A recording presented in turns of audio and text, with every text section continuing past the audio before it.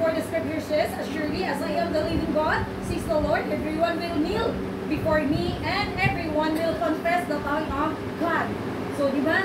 So, wala din na ito basta, nabasa ganina sa Bisaya sa Kwan. So, chapter 15, verse 1. Sa ingingon din eh.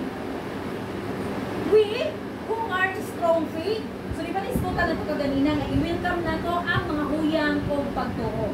So, karon din dayon sa 15, chapter 15, verse 1, we, who are strong faith, ought to bear with the failings of the weak, and not to please ourselves.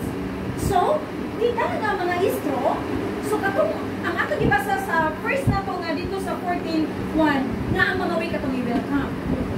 So, dili na to, so na-explain naman na to sa mga weak.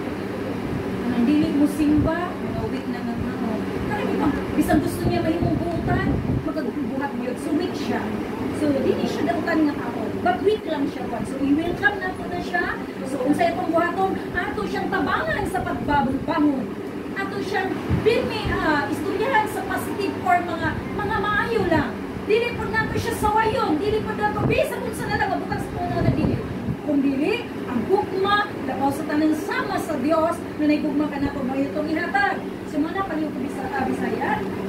Roma Kapitulo 15, versikulo 1. Saka matipon sa pagbuo, pinahanggan na matabang pagdala sa mga kaliyahon, sa mga huyang, kung hindi kita magpagbuot sa atong kaugalingan. Amen? So, muna, ang kita